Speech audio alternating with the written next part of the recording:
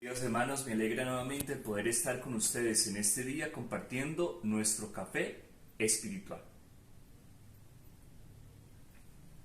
Continuamos en esta reflexión catequética que venimos realizando basados en el compendio del Catecismo de la Iglesia Católica, hablando de la teología moral. En el café anterior compartía con ustedes el numeral 395, donde hablábamos acerca del pecado mortal, cuándo se comete el pecado mortal. Hoy vamos a leer el numeral 396 del compendio del Catecismo de la Iglesia Católica, que responde la siguiente pregunta, la segunda clase: ¿cuándo se comete un pecado venial?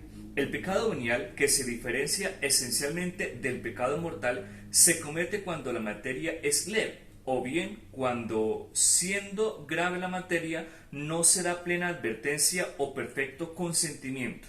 Este pecado no rompe la alianza con Dios, sin embargo, debilita la caridad, entraña un afecto desordenado a los bienes creados, impide el progreso del alma en el ejercicio de las virtudes y en la práctica del bien moral, y merece penas temporales de purificación. Para que tengamos muy presente, el pecado mortal, recuerden ustedes que rompe inmediatamente la gracia, lo decíamos en el café anterior. Este pecado venial pues precisamente no rompe esa gracia.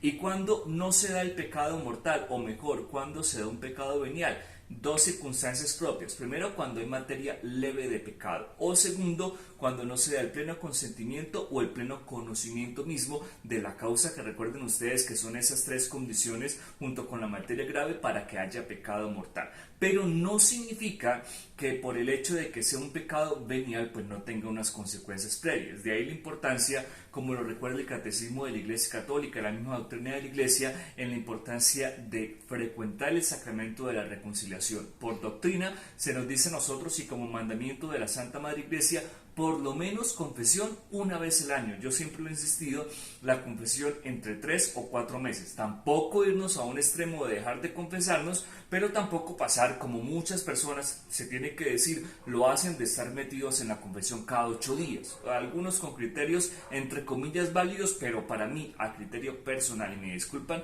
como viendo el sacramento como un juego. Hay que recordar algo que es muy importante: cuando se cometen pecados veniales, pongamos un ejemplo, una mala palabra o una mentirita piadosa, que es lo que uno dice, para uno poder participar de la Sagrada Eucaristía y no perder la comunión, porque si no, entonces si fuera así uno no podría comulgar prácticamente nunca, le tocaría estar comulgando a uno, no lo generalizo, pero a muchos de nosotros confesándonos todos los días. Recuerden ustedes que para eso está el sacramento en la Eucaristía, en la sección o el momento penitencial, en el cual uno toma conciencia de sus pecados leves y le pide a Dios perdón por esos pecados, para uno disponerse luego a comulgar y prepararse también de esa manera para luego recibir la absolución sacramental, obviamente en el sacramento de la reconciliación.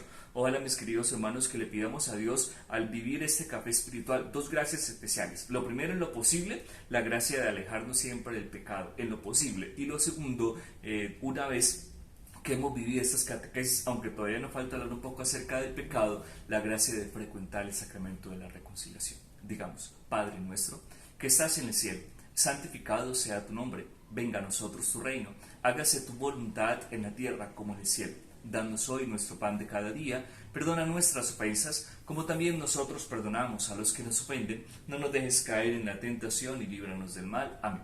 Y que la bendición de Dios Todopoderoso, Padre, Hijo y Espíritu Santo, descienda sobre ustedes y los acompañe hoy y siempre. Un feliz día para todos.